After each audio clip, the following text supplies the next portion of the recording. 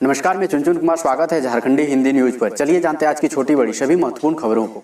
दोगुनी होगी परीक्षा केंद्रों की संख्या, जहां सीसीटीवी नहीं वहां भी सेंटर। झारखंड एकेडमिक काउंसिल ने आगामी बोर्ड परीक्षा की तैयारी शुरू कर दी है। जैक सचिव महीप कुमार सिंह ने शनिवार को परीक्षा की तैयारी को लेकर क्षेत्रीय शिक्षा निदेशक व जिला शिक्षा पदाधिकारियों के साथ वीडियो कॉन्फ्रेंसिंग की। मैट्रिक, इंटर से लेकर कक्षा 8, 9 व 11वीं बोर्ड परीक्षा की तैयारी पर विचार किया गया। कोविड-19 से बचाव के निर्देशों का अनुपालन करते हुए परीक्षा केंद्रों का निर्धारण किया जाएगा। परीक्षा केंद्रों की संख्या दोगुनी की जाएगी। पूर्व में एक बेंच पर 2 परीक्षार्थी बैठते थे, लेकिन 2021 की परीक्षा में एक बेंच पर सिर्फ एक परीक्षार्थी बैठेंगे। 25 दिसंबर को किसानों के खाते में आएंगे 2000 रुपए। तुरंत चेक करें लिस्ट में अपना नाम। पीएम किसान की 7वीं किस्त का इंतजार कर रहे लोगों का इंतजार अब खत्म होने वाला है। कृषि कानूनों के खिलाफ दिल्ली में हो रहे प्रदर्शन के बीच पीएम नरेंद्र मोदी ने शुक्रवार को मध्य प्रदेश के किसानों के सम्मेलन को संबोधित करते हुए कहा कि अटल बिहारी वाजपेयी की जन्म दिवस के दिन यानी 25 दिसंबर को पीएम किसान योजना की 7वीं किस्त ट्रांसफर की जाएगी। यानी पीएम किसान सम्मान निधि का पैसा 25 दिसंबर को किसानों के खातों में आ जाएगा। ऐसे में लाभार्थी पहले अपना नाम लिस्ट में चेक कर लें कि आपका नाम शामिल है या नहीं। नेतरहाट समेत 351 आवासीय स्कूलों में भी 10वीं 12वीं की क्लास जनवरी से होगी शुरू। झारखंड में नेतरहाट समेत 351 आवासीय विद्यालयों में भी जनवरी से 10वीं और 12वीं की कक्षाएं शुरू हो सकेगी। स्कूली शिक्षा व साक्षरता विभाग और अनुसूचित जनजाति, अनुसूचित जाति, पिछड़ा व अल्पसंख्यक कल्याण विभाग इसका प्रस्ताव आपदा प्रबंधन विभाग को सोमवार को भेजने की तैयारी कर रहा है। प्रस्ताव में विभाग की ओर से 10वीं और 12वीं के छात्र छात्राओं को आवासीय स्कूल में आकर रहने और पढ़ने की अनुमति मांगी जा रही है। प्रस्ताव पर अनुमति मिलने के बाद छात्र छात्राओं को स्कूल में बुलाने की कार्रवाई शुरू की जाएगी। बाबूलाल मरांडी ने की हेमंत सोरेन से इस्तीफे की मांग। झामुमो और कांग्रेस ने दी ये नसीहत। भाजपा विधायक दल के नेता बाबूलाल मरांडी ने मुख्यमंत्री हेमंत सोरेन से इस्तीफे की मांग की है। दुमका परिसदन और पाकुड़ के अमड़ापाड़ा में पत्रकारों से बातचीत में बाबूलाल ने कहा, मुंबई में उन पर संगीन आरोप लगे हैं। मुख्यमंत्री को खुद ही आगे बढ़कर जाँच के लिए सीबीआई को लिखना चाहिए। यह अंतर्राज्यीय मामला है। ऐसी जाँच सीबीआई जैसी एजेंसी ही सही तरीके से कर सकती है। बाबूलाल मरांडी ने कहा, मामला मुंबई का 5 सितम्बर 2013 का है। उस समय हेमंत सोरेन ही झारखंड के मुख्यमंत्री थे और वहां गए थे। जेल में मिला कोरोना वायरस, संक्रमण की आशंका से दहशत में कैदी। धनबाद जेल के अंदर एक कैदी कोरोना वायरस से संक्रमित मिला है। इसके बाद धनबाद जेल के अंदर जेल के दूसरे बंदी कोरोना संक्रमण की आशंका से डरे हुए हैं। जेल प्रशासन कोरोना संक्रमित बंदी के संपर्क में आने वाले कैदियों की पहचान करने में जुट गया है। ऐसे सभी कैदियों की कोरोना जाँच की जाएगी ताकि जेल के अंदर संक्रमण का फैलाव न हो। आरटीई नामांकन की प्राथमिकता सूची में अब ओबीसी नहीं, जाने क्या होगा इसका असर। अब पब्लिक स्कूलों में शिक्षा के अधिकार कानून आरटीई 2019 के तहत बीपीएल परिवारों के बच्चों के नामांकन की प्राथमिकता सूची में ओबीसी बच्चों को नहीं रखा है। इसके साथ ही इस बार 40% से अधिक निःशक्त और अनाथ बच्चों को भी प्राथमिकता सूची में नहीं रखा गया है। राज्य के निदेशक प्राथमिक शिक्षा डॉक्टर भुवनेश प्रसाद सिंह ने इस बाबत राज्य के सभी उपायुक्तों को 14 दिसंबर 2020 को पत्र भेजा है। अब सरकारी गैर सरकारी आईटीआई खोलने की बारी, जानिए कब से खुलेंगे।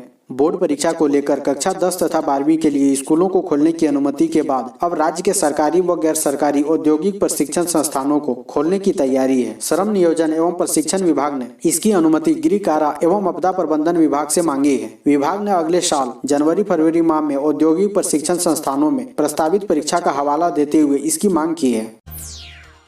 रांची के बिरसा मुंडा एयरपोर्ट से दिल्ली और मुंबई के लिए शुरू हुई स्पाइस जेट की उड़ान। रांची के बिरसा मुंडा एयरपोर्ट से रविवार को स्पाइस जेट एयरलाइंस की 2 उड़ानें शुरू हो गई है। इसमें दिल्ली के लिए पहली उड़ान 8:30 बजे थी। इस उड़ान का शुभारंभ एयरपोर्ट के निदेशक विनोद शर्मा ने किया। स्पाइस जेट के दूसरे यात्री विमान ने मुंबई के लिए 9:30 बजे उड़ान भरी। इसी के साथ रांची एयरपोर्ट के लिए 17 उड़ानें हो गई है। अभी रांची से दिल्ली, मुंबई, चेन्नई, कोलकाता, बेंगलुरु और हैदराबाद के लिए उड़ानें उपलब्ध है। हालांकि अभी एयरपोर्ट से किसी अन्य शहर के लिए उड़ान शुरू नहीं हुई है। मुख्यमंत्री श्रमिक योजना को नहीं मिल रहा है रिस्पॉन्स। राज्य में काम मांगने वालों की संख्या काफी कम। राज्य सरकार द्वारा शहरों के कुशल अकुशल श्रमिकों को रोजगार देने के लिए चलाई जा रही मुख्यमंत्री श्रमिक योजना को रिस्पांस नहीं मिल रहा है। योजना के तहत राज्य में काम मांगने वालों की संख्या काफी कम है। 2 अक्टूबर से शुरू की गई इस योजना के तहत अब तक 1000 लोगों ने भी काम की मांग नहीं की है। राज्य के सभी 51 नगर निकायों में चल रही योजना में सिर्फ 500 के करीब लोगों को ही रोजगार दिया जा सका है। योजना को सही रिस्पॉन्स नहीं मिलता देख नगर विकास विभाग ने काम नहीं हासिल करने वाले शहरी श्रमिकों की तलाश कर उनको काम देने का फैसला किया है। कोरोना को लेकर लापरवाही पड़ेगी भारी, फिर बढ़ने लगे पॉजिटिव केस। राजधानी रांची में कोरोना के मामले फिर से बढ़ने शुरू हो गए हैं। पिछले 3-4 दिनों से लगातार 100 से अधिक पॉजिटिव मामलों की पुष्टि हो रही है, जबकि इन दिनों शहर में जांच में भी पहले की अपेक्षा गिरावट आई है। अगर सही संख्या में फिर से जांच शुरू हो जाए तो निस्संदेह कोरोना संक्रमितों की संख्या दोगुनी हो जाएगी। इधर कोरोना के बढ़ते मामलों को देखते हुए चिकित्सक और स्वास्थ्य विभाग फिर से अलर्ट हो चुका है। पलामू, हजारीबाग, दुमका मेडिकल कॉलेजों में दाखिले की उम्मीद कम, फाइनल मेरिट लिस्ट 23 दिसंबर को जारी कर दी जाएगी। राज्य के मेडिकल कॉलेजों में एमबीबीएस सीटों पर एडमिशन की प्रक्रिया 29 दिसंबर को पूरी हो जाएगी। झारखंड संयुक्त प्रवेश प्रतियोगिता परीक्षा पार्षद ने पहली और दूसरी काउंसलिंग के बाद फाइनल मॉपअप राउंड की काउंसलिंग का भी नोटिस जारी कर दिया है। इसके मुताबिक फाइनल मेरिट लिस्ट 23 दिसंबर को जारी कर दी जाएगी। ऐसे में 3 मेडिकल कॉलेज पलामू, दुमका और हजारीबाग में एडमिशन होने की उम्मीद कम ही है, क्योंकि मुख्यमंत्री हेमंत सोरेन और मुख्य सचिव के द्वारा नेशनल मेडिकल कमीशन के चेयरमैन डॉक्टर सुरेश चंद्र शर्मा को लिखे पत्र का कोई जवाब नहीं आया है। 500 रुपए में 2000 लीटर मिलेगा पानी। एजेंसी चयन के लिए निगम ने दोबारा निकाला टेंडर। रांची में होने वाली शादी पार्टी और श्रद्धा कर्म के लिए लोग टैंकर से पानी मंगा सकेंगे। 2000 लीटर के टैंकर के लिए 500 रुपए और 4000 लीटर के टैंकर के लिए 800 रुपए देने होंगे। नगर निगम के बकरी बाजार स्थित स्टोर से पानी के टैंकर की बुकिंग होगी। नए वर्ष में 10 जनवरी से आम लोगों को टैंकर से पानी मिलने की सुविधा मिलेगी, क्योंकि टैंकर से पानी की आपूर्ति करने के लिए निगम ने एजेंसी चयन की प्रक्रिया शुरू कर दी है। कोरोना की वजह से मार्च से यह व्यवस्था बंद थी। इसके बाद एजेंसी चयन के लिए निगम ने टेंडर निकाला था, लेकिन कोई भी एजेंसी तैयार नहीं हुई थी। इसे देखते हुए निगम ने शनिवार को दोबारा टेंडर निकाला है। स्कूलों को मानने होंगे सरकार के ये नियम कायदे, आप भी जानिए। स्कूलों में आने वाले सभी बच्चे, शिक्षक व अन्य स्टाफ की थर्मल स्क्रीनिंग की जाएगी। उनमें कोरोना के लक्षण पाए जाने पर स्कूल में प्रवेश नहीं दिया जाएगा। साथ ही कंटेनमेंट जोन के बच्चे, शिक्षक या अन्य स्टाफ स्कूल नहीं आ सकेंगे। हालांकि इस जोन के बच्चों को परीक्षा देने की छूट रहेगी। राज्य सरकार द्वारा स्कूलों को खोलने को लेकर जारी आदेश में केंद्रीय स्वास्थ्य मंत्रालय, केंद्रीय गृह मंत्रालय तथा केंद्रीय शिक्षा मंत्रालय द्वारा पूर्व में जारी एसओपी को लागू करने की बात कही गई है, जिसमें इसे अनिवार्य किया गया है। इसमें यह भी कहा गया है कि स्कूलों को खोलने से पहले पूरी तरह से सैनिटाइज किया जाएगा और उन जगहों पर बार बार सफाई की जाएगी जहां शिक्षक और छात्र बैठेंगे। सुरक्षा बलों से भिड़े नक्सली, 500 गोलियां चलाई और AK-47 छोड़कर भागे। झारखंड के लातेहार और चंदवा में शनिवार को सुरक्षा बलों और नक्सलियों के बीच मुठभेड़ हुई, लेकिन दोनों ही घटनाओं में नक्सली जंगलों में भाग गए। बलों को मुठभेड़ स्थल से एक AK-47 राइफल, एक SLR राइफल तथा गोला बारूद मिला है। झारखंड के पुलिस महानिरीक्षक तथा पुलिस प्रवक्ता साकेत कुमार ने बताया कि मुठभेड़ में दोनों ओर से करीब 500 गोलियां चली। TPC उग्रवादियों का नेतृत्व प्रभात जी कर रहा था और घटना के वक्त करीब 15 उग्रवादी थे। मुख्यमंत्री हेमंत सोरेन ने कहा, महिला के खाते से निकाले गए रुपए वापस दिलाएं अफसर। मुख्यमंत्री हेमंत सोरेन ने कहा कि यह जनता की सरकार है और लोगों की समस्याओं को सुनना और उसका निराकरण करना सरकार की सर्वोच्च प्राथमिकता है। मुख्यमंत्री श्री हेमंत सोरेन ने रविवार को दुमका स्थित मुख्यमंत्री आवास में आम लोगों से मुलाकात के क्रम में ये बातें कही। इस मौके पर उन्होंने लोगों की समस्याओं को सुना और यथोचित कार्रवाई करने का आश्वासन दिया। वहीं दूसरी ओर दुमका के दुमुहानी की सनी सोरेन ने मुख्यमंत्री को बताया कि उसका तलझारी स्थित भारतीय स्टेट बैंक में खाता है और तलझारी CSP में रुपए जमा और निकासी करती है। इस महीने की 7 तारीख को CSP द्वारा 10,000 की अवैध निकासी कर ली गई। मुख्यमंत्री ने महिला की समस्या सुनने के बाद संबंधित पुलिस पदाधिकारी को CSP संचालक के खिलाफ कड़ी कार्रवाई करने और महिला के रुपए वापस दिलाने के निर्देश दिए।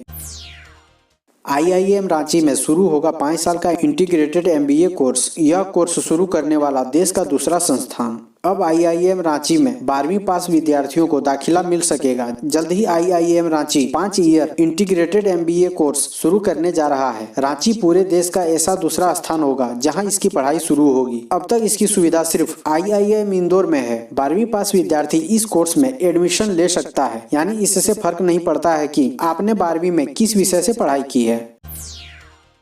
बिहार के बाद बंगाल में भी चुनाव लड़ेगा झारखंड मुक्ति मोर्चा। मुख्यमंत्री हेमंत सोरेन का ऐलान।